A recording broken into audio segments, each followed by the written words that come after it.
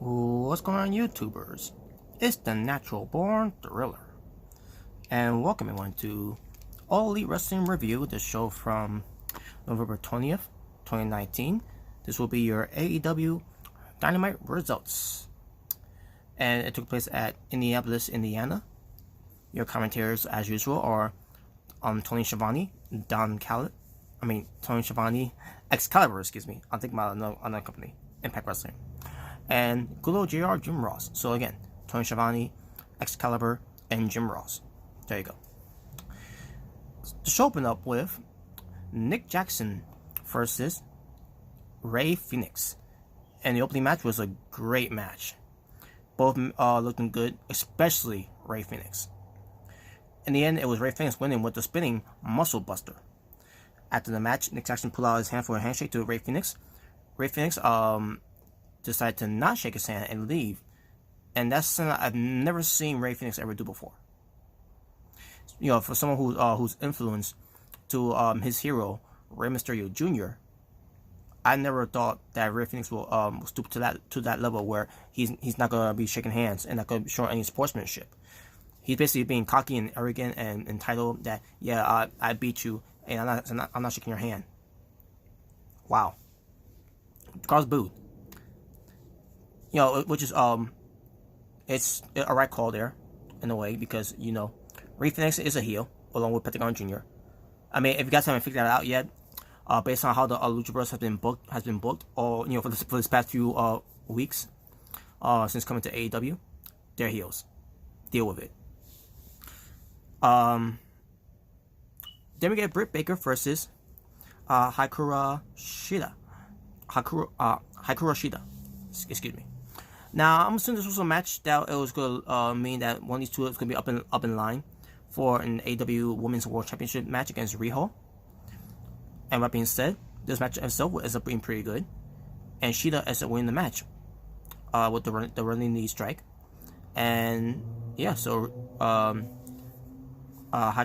Shida gets her opportunity against AEW Women's World Champion Riho, and you know, whenever they decided to do it. So, and I can't wait to see that match again, folks, between, you know, Shida and Riho.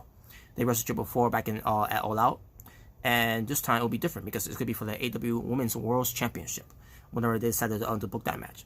So I'm very excited to see that match again between those two. That match they had at All Out was good. They went all out in that match, no point intended. And they're going to go all out all over again whenever they decided to book it. We got a vignette of the Dark Order.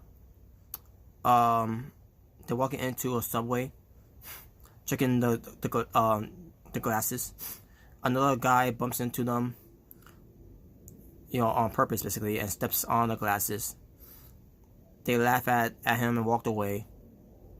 The guy gets on the subway and listens to the commercial from the Dark Order, which is looking at basically a cult, you know, a cult, meant to say. And there you go. I have nothing to say about that. I still not into the Dark Order, folks. I'm sorry. I can't get into those guys. You know, to that character, to that gimmick. Now we get to the Dynamite Dozen Battle the Dynamite Dozen Battle Royale, where the rule is in this, you know, with 12 participants in this match, will go at it in this Battle Royal, and only the last two remaining in the match will face each other in a singles match on the next AEW Dynamite event, where the winner of that match will receive a AEW Diamond Ring. What does that mean? Will have a chance to win that? I have no idea yet, but I want to see where they go with this, to see what this is mean if they do win the AEW Dynamite Ring. I mean the AEW Diamond Ring, I meant to say. But besides that, here are your participants in the match: Hangman Adam Page, Chuck Taylor, Orange Cassidy, Kip Sabian being accompanied by Penelope Ford, Jimmy Havoc, Jungle Boy, Marco Stunt, Pentagon Jr., Sonny Kiss, Joey Janela, MJF, and Billy Gunn. You see the pattern here with Billy Gunn, since All In being part of the Battle Royale, which was on the pre-show, and then starting off with the AEW company back at All Out. in the buy-in, it was in that battle royal. Oh no, I'm sorry, it wasn't all that. It was double or nothing. Let's say, double or nothing. The all out one was the women's, but for the men's it was double or nothing, where Billy Gunn was in that match.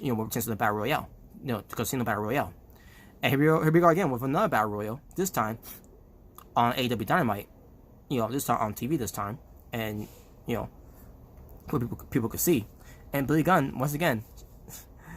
It's a pattern here with Billy Gunn, always in these battle royals, just to put people over and all that, and make things work in the match. And to the degree it did.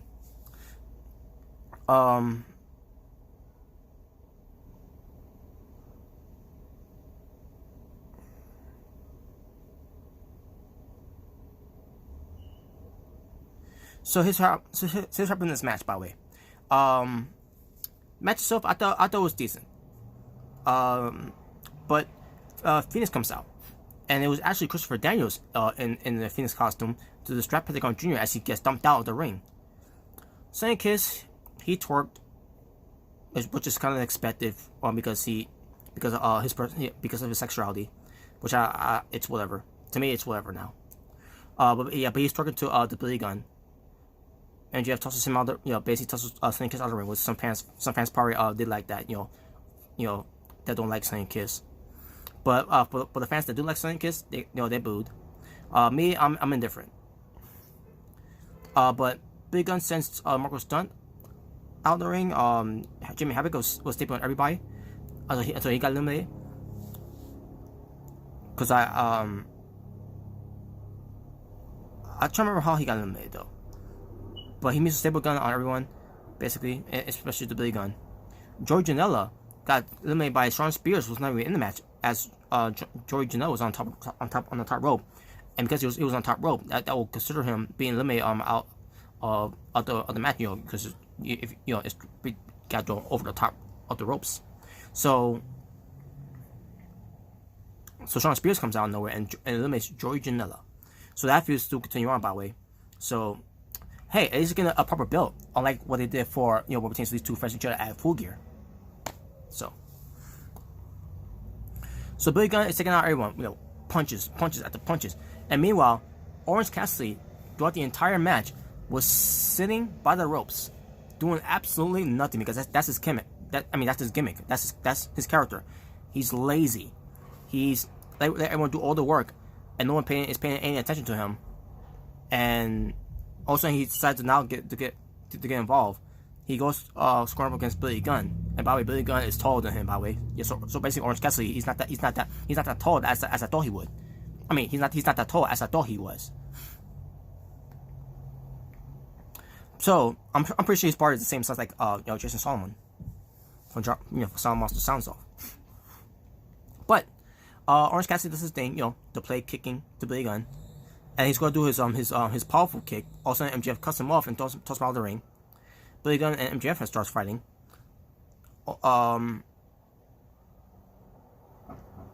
Billy Gunn is again eliminated by Adam Page. At this point, I saw MJF roll out of the ring. By the way, also we get Wardlow coming out at this point. So yeah. MJF rolls out the ring because MJF, I meant to say, they go do this whole thing where he was never eliminated and all that, that booking, and sure enough that's what happened. But we'll get to how that turned out. But match still continue on with the guys like Kip Sabian, Heyman, Adam Page, Jungle Boy, Chuck Taylor, and again MJF, because we want to know, because we all thought some of us thought he was eliminated, but in reality, he wasn't. He was hiding. So, Kip Sabian is again eliminated from the match. I believe it was by Jungle Boy. So it was Jungle Boy and I don't remember how Taylor got eliminated. I think it was by Kip Sabian, if I'm not mistaken. But anyways, Jungle Boy and Heyman and Alan Page were the last two left there. But we would, none of us wouldn't know that because we didn't hear the bell ring. So, all of a sudden MJF comes out. he eliminates Jungle Boy, and it's now MJF and Hamming and a Page, last two standing in the ring, which means they'll be facing each other on the next episode of AEW Dynamite for direct to fight for the AEW Diamond Ring to for whichever of those two might win it. And that was it. And after the match, they was gonna have a fight and all that. It was a pull apart and all that, and that was it. So, but yeah, decent match. I thought it was a decent match. AEW World Champion Le Champion Chris Jericho and Jake Hager making their way to the ring. Also, they bump into Peter Avalon and Leva Bates, the librarians. Basically, they're bullying them. So we finally get to the segment where Jericho and Hager are in the ring. Jericho was sent out there because he needed to make a public apology about his actions of what he did after the show, from last time. Jericho tells the people to sit down and shut up. He hasn't making a major announcement, but before he does, first he was fined after his actions from from his last AEW Dynamite match, which was during the main event between SU for the AEW World Tag Team Championship. He tried to apologize by saying he's trying to say the word sorry, but he kept doing this. And then he had Jake Hager say, he's sorry. And Jericho, wherever he's and Jericho says to in Chicago, they're gonna be in Chicago on the next AEW show, AEW Dynamite show, I meant to say, where he's finally get the thank you that he deserves from everyone, including from TNT and AEW. Basically the high reps in a way. He says, Chris Jericho's Thanksgiving thank you celebration is gonna happen, and Jericho says and Jake Hager says the word sorry for Jericho, because Jericho prayers to thought, if Jericho ever says the word sorry, it's gonna leave a goodness in his heart, if there is any goodness in his heart, because he's evil, because after all he is the Painmaker.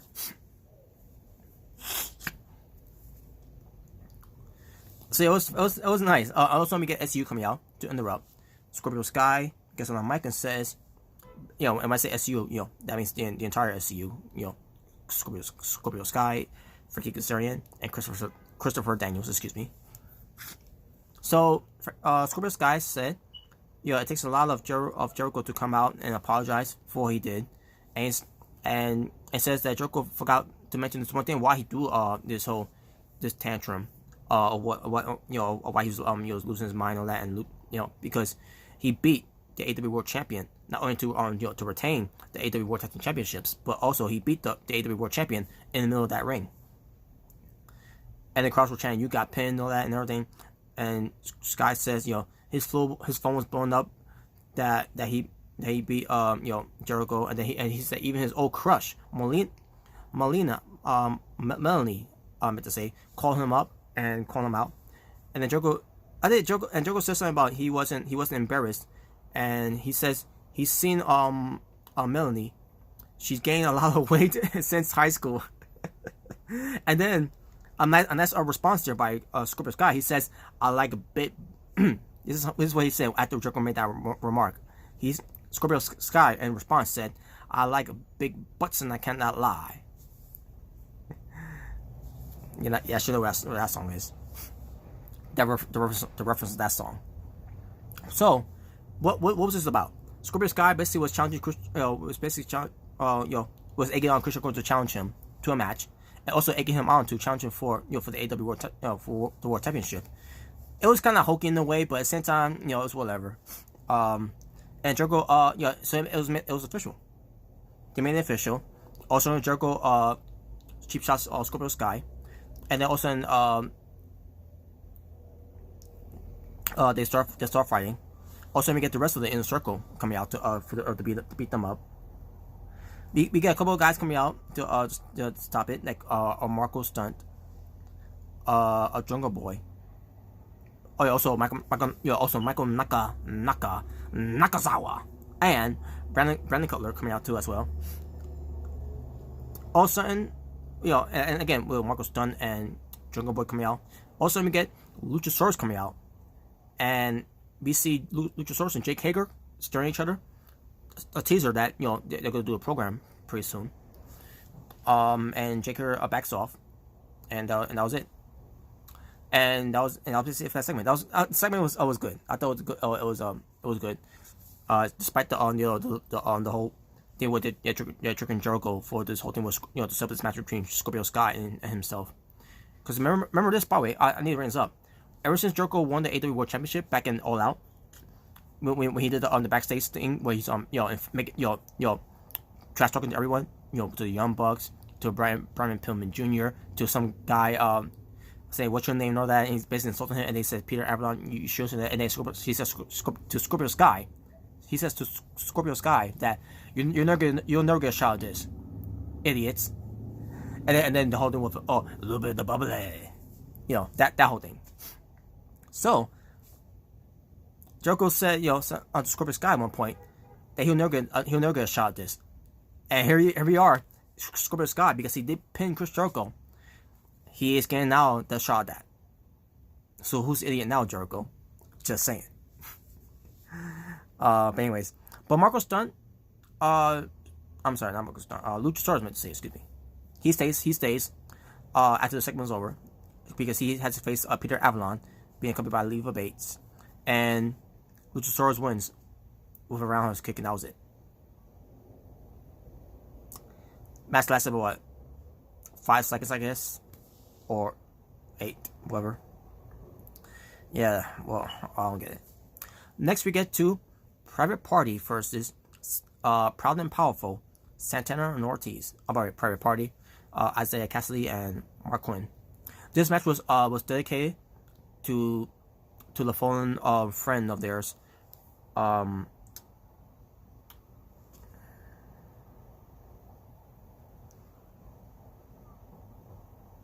Was it Mark Travis? Oh, I'm sorry, Matt Travis. Excuse me, Matt Travis. I meant to say. So yeah, to Matt Travis.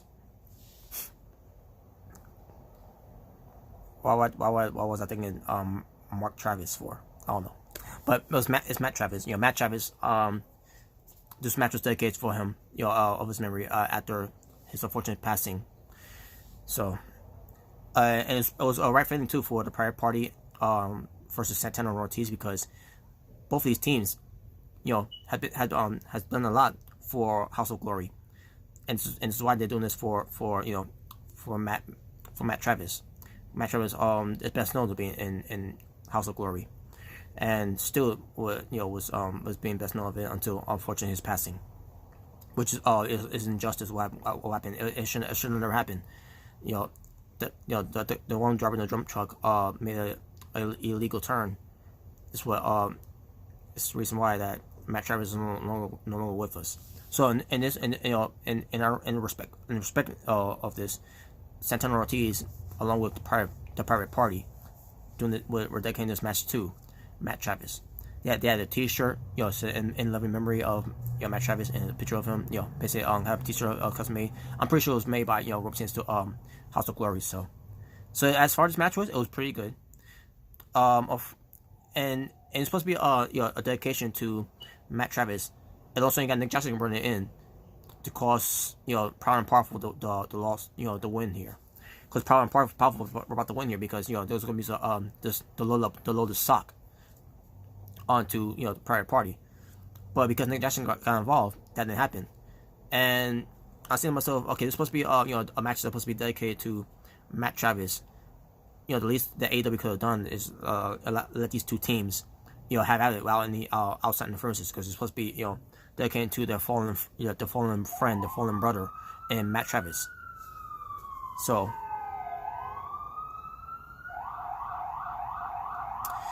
because of that, Private Party was a win with the Grin and Juice, which is the Hurricane Rana into the color combo, and they got the win. After the match, Sammy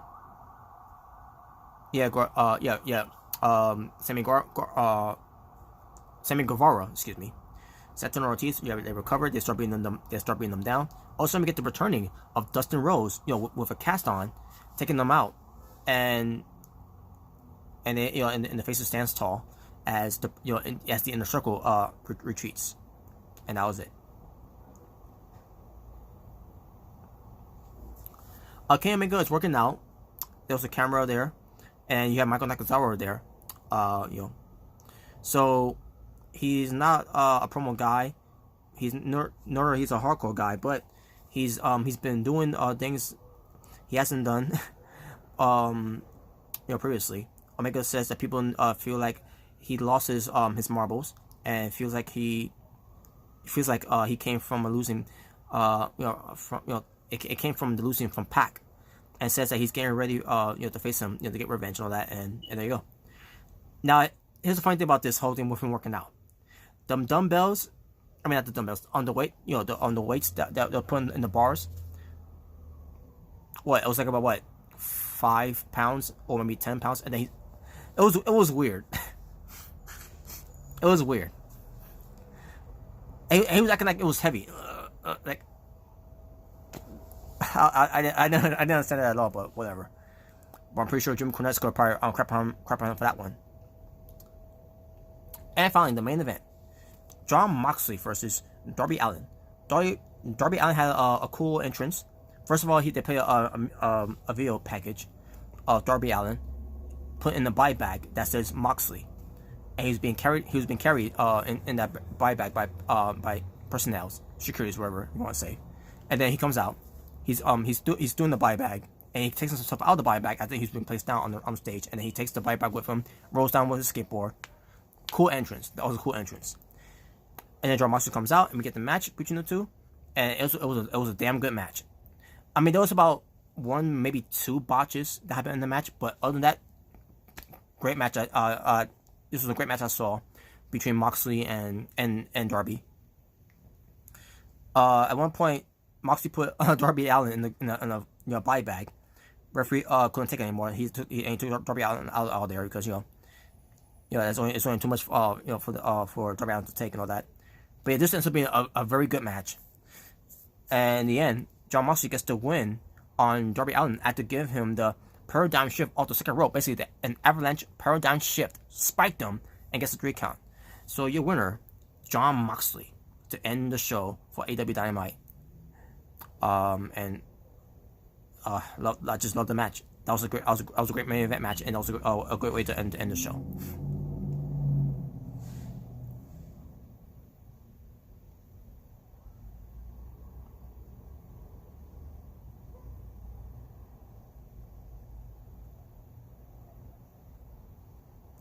Talking about wrestling for AEW Dynamite, the show from November 20th, 2019. Let me just, of what I saw, I think it was 6 matches, but let me just double check here. Just to make sure I get it right.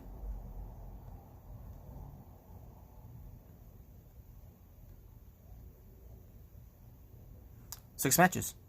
My overall stream for the show, better than on last time's shows. So, it pertains to the fallout and all that of AEW Full Gear. So, this was a better show. In my opinion, based on how I've seen it. So I'm going to go a 7 out of 10. And that being said, thank you all for watching for It's Natural Born Thriller, saying peace on the streets. So this was your All Elite Wrestling review, where it pertains to giving you AEW Dynamite results to show from November 20th, 2019. Until next time, folks, where it pertains to the All Elite Wrestling review, you all take care, and I'm out.